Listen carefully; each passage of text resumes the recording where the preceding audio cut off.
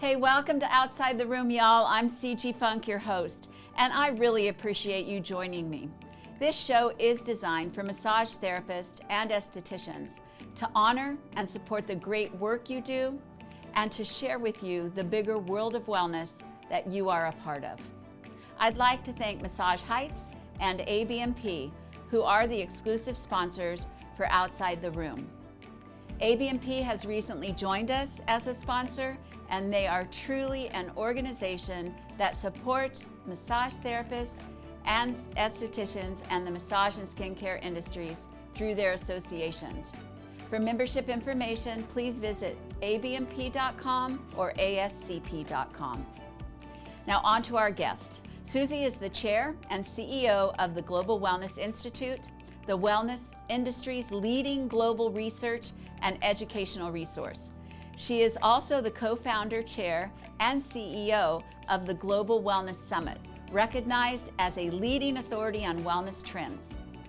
Susie sits on numerous academic and industry boards and is a member of the World Economic Forum's Accelerating Health and Wellness Initiative. One very interesting thing about this amazing woman is she started her career many years ago in the spa industry as a fitness instructor, and she is now a powerful voice for wellness in every arena, personal, political, and social. So let's welcome Susie Ellis to Outside the Room. Well, Susie Ellis, it is such an honor to have you on the show today. I am so excited for this conversation, and I really appreciate you taking the time to do this with us. How are you? I'm fine, CG. Thank you for inviting me. Thank you. Well, people are going to be thrilled when they hear your story. So I'm going to throw some questions at you and see where our conversation goes. How's that sound? Sounds great. Okay, cool. So your journey, and you guys, for the audience out there, the folks listening and watching, this is a total episode about wellness. And Susie Ellis exemplifies a wellness journey and a wellness career. So we're going to be talking a lot about her early days and then what she's up to now, and then she's going to share some special thoughts with you at the end. So Susie, your wellness, your journey in wellness seems to start even before there was a wellness or spa industry. Tell us about your college years and the Gammy Phi Circus. I'm very fascinated by this. Sure. And you're right that this is the 70s when I graduated from college and I had my first job. There was no wellness industry. We didn't even use the term wellness. There were some spas, but we didn't talk about a spa industry. So there was basically fitness and there was massage and, aesthetics.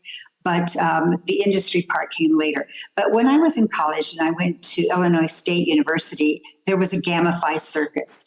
Basically, it was the gymnastics club that put together something in the spring where there were costumes and, circus acts, but most of it was about gymnastics, and that was my background.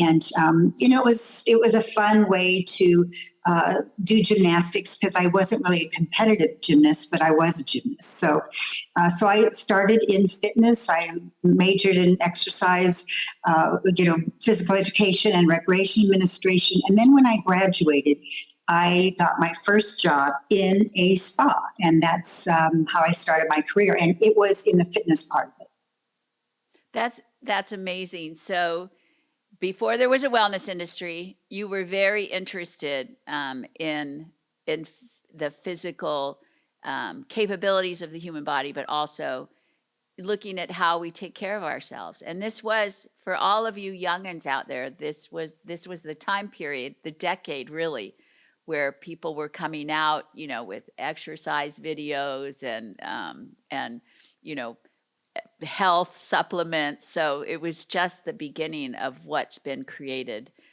today. Now, I know that you worked a few years as an exercise instructor, and then you went to the Golden Door. And the Golden Door, for those of you that don't know this, was one of the first destination health resorts in the country. Now, how in the world did you find your way from Illinois to the Golden Door, which is in California, by the way? Yes, and the Golden Door is what is really known now as a destination spa. It's a place where people came and they stayed for a week, and they would do a lot of exercise, and they would get massages every day, actually, and they would have a facial every day, and have healthy food and so on, and that's really where I started. I was doing the exercise. They hired me, Deborah Zaki hired me as a physical education teacher at the Golden Door. And the way I found my way there is I actually, right after college, we had to do an internship at Illinois State. And rather than doing an internship at a physical education regular program, I worked at a spa actually in Albuquerque, New Mexico. It was called Tom Young's Health Spa. And again, I did the exercise there, and that was my internship, and that's what got me into that arena. And then I had heard about the Golden Door because it was actually quite famous. A lot of celebrities would go there, and so it had quite a bit of PR. Speaking of Deborah, she's been a mentor for you, a friend, and they call her the grandmother of spa and wellness. How has that relationship impacted your life and your career journey through all those years? Well, I guess most of us end up with a mentor. We don't choose them. They just kind of, develop in our lives. But I interviewed with Deborah, and this was in the 70s. So she was, I think, near, 50. And I worked at the Golden Door, and I loved the Golden Door because people would come in on a Sunday and leave the next week, and they were transformed. So I saw what would happen when people had, fresh air and exercise and good food and, massage and all the beauty treatments and so on. And it was just really exciting. And I just love the industry. Of course, I stayed in the industry, and Deborah was always there as a mentor. And as you probably know, CG, she is still alive, and she just celebrated her 100th birthday at Rancho La Puerta, because she started both Rancho La Puerta and the Golden Door. And I was very honored to be at her 100th, one of her 100th birthday parties at the ranch, which was just in May.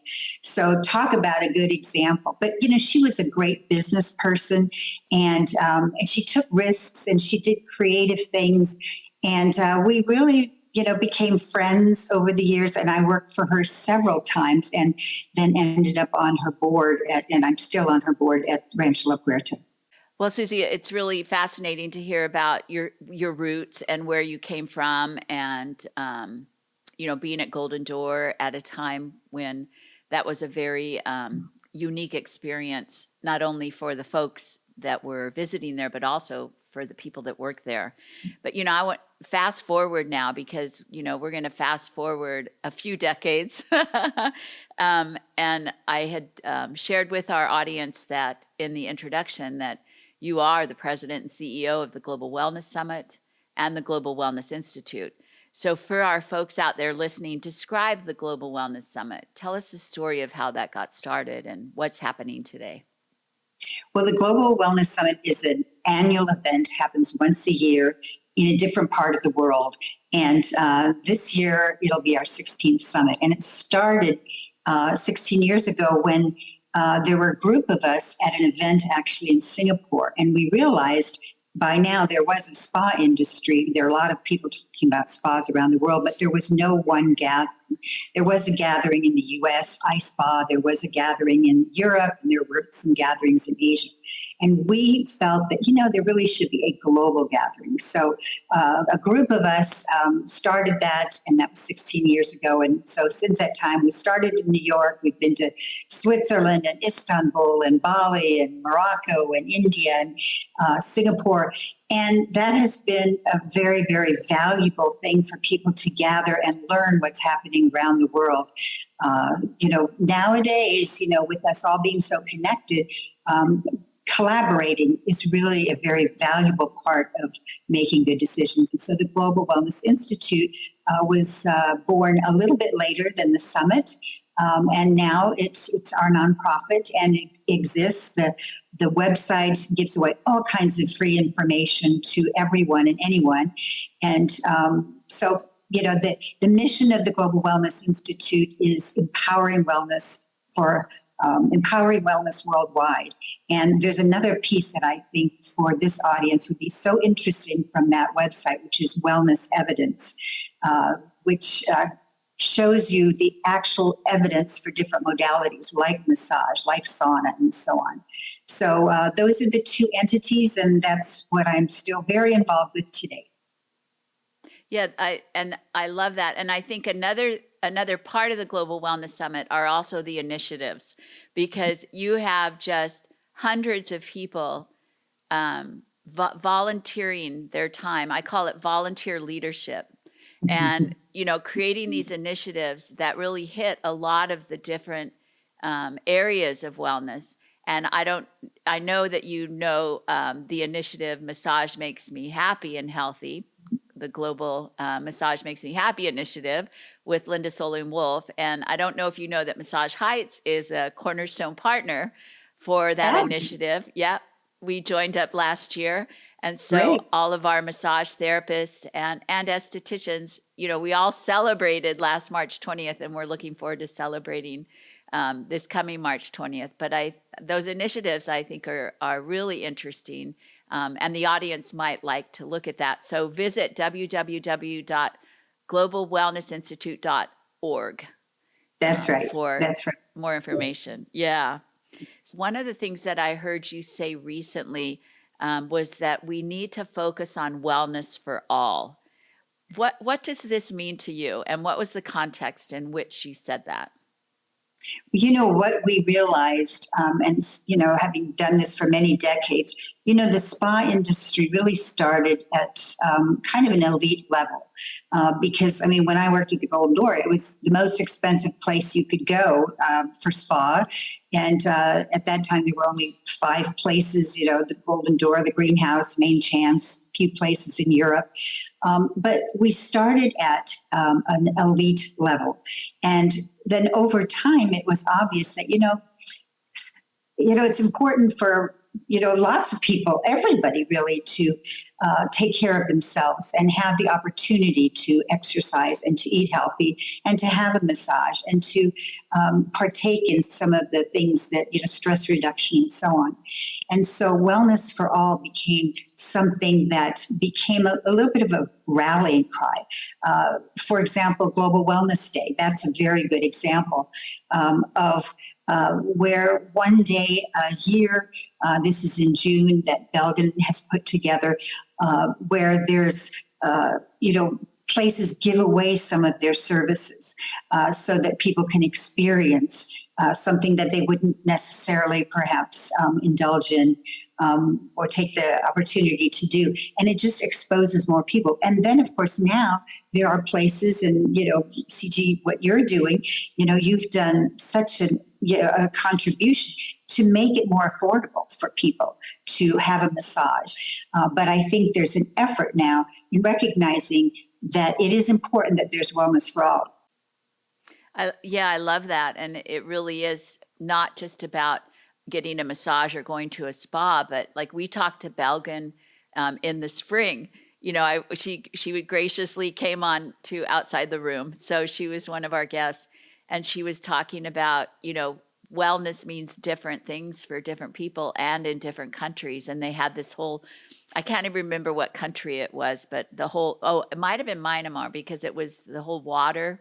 They couldn't get clean water. And so Global Wellness Day for them was going there to this tiny place and helping them, get clean water for their communities and villages. Our audience is mostly made up of massage therapists and estheticians. And I know that you have you hold these types of careers, in your heart, because you've seen the difference that these folks make every day through their, healing hands and through their compassionate hearts. And so I'd love for them to hear from you, Susie Ellis, world-renowned wellness industry icon. how important their work is. They would love to hear that from you. Well, CG, thank you for asking me to express that, because I feel it, deeply. Because, when it comes right down to it, and people do say that, as you get older, your health is what's important. It doesn't matter necessarily how much money you have and all of your degrees, but if you don't have your health, that's a big thing. And so the people who are in this industry, and I do call it the wellness industry, because there's coaches, there's fitness, there's massage therapy, the aesthetics. There's so many ways to, stress management, different ways to help people. But these are such important careers. And I would say also now there's more opportunity than even there was 40 years ago when I started. It's right now, there has never been more momentum in this arena. So I just want to encourage people to jump in, get involved, and recognize that there's going to be opportunities that right now we don't see them. Money to be made that right now is not so obvious, because the reality is that this has become more important now than almost anything else, people's health and wellness. And so it is satisfying. I mean, when you see someone that is, really thriving who wasn't, this is what happened when I was at the Golden Door. I would see the change in people in 1 week. Now, of course, it needed to stay, and, people needed, reboots and so on. But, I think especially like with massage, there's nothing that feels better, how you can feel better in 1 hour or 40 minutes or even less. It's really quite extraordinary. And it's satisfying to have people, be so appreciative of what you do, when it comes to massage or even the aesthetics. I mean, how people feel better when they look better, or they feel like they look better, or they just get encouraged in that way. So it's just such an exciting arena, and I just see so much opportunity going forward.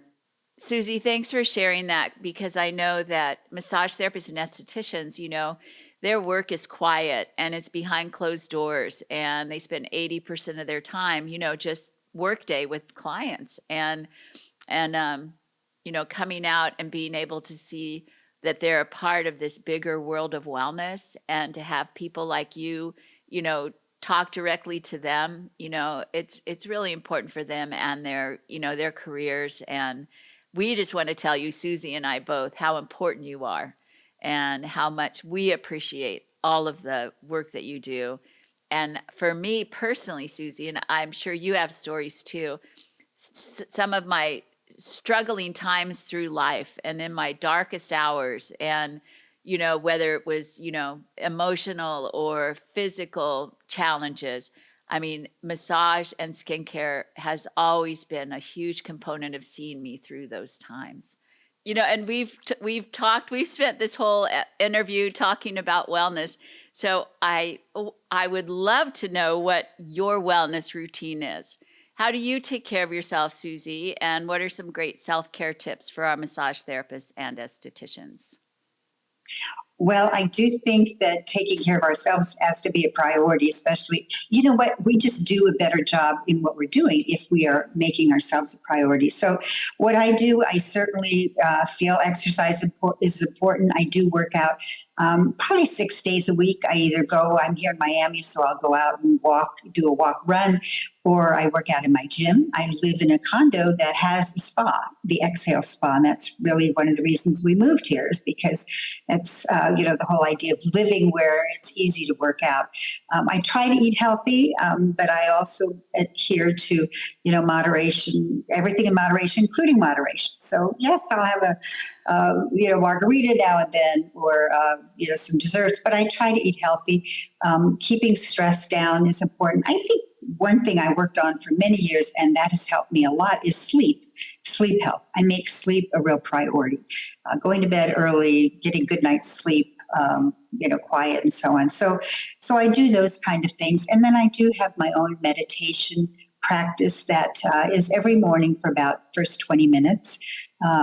I find having time by myself with my thoughts, with my spiritual thoughts, is very helpful. So, and then the other thing that I've learned, because some of the hard times for me have been finding that having somebody really close to you that you can share your ups and downs with, mostly the downs, I guess.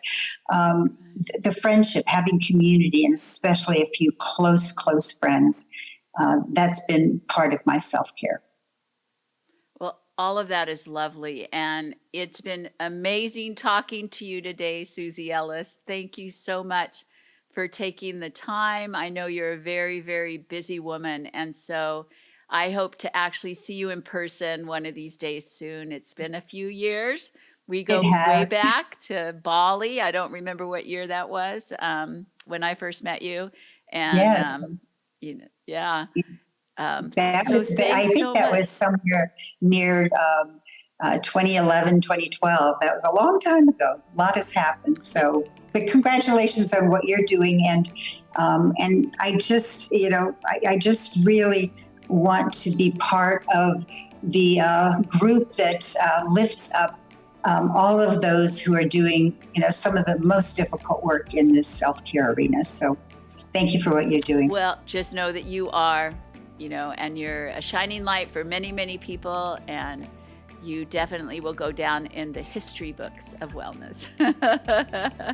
Well, thank you for saying that. I just hope that there's impact in what I've done, and that's the most important. And I think there's lots to do in the future. So, it's taking a collaborative attitude, everyone working together. There's no one person that's really, it's all of us. So I'm glad that you're part of the team, and hopefully people who are listening today are part of that also.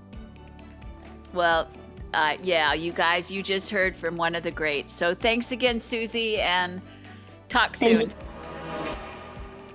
Hey everyone, thank you for joining me today on Outside the Room. I'll look forward to seeing you next episode. From my heart to your heart, namaste.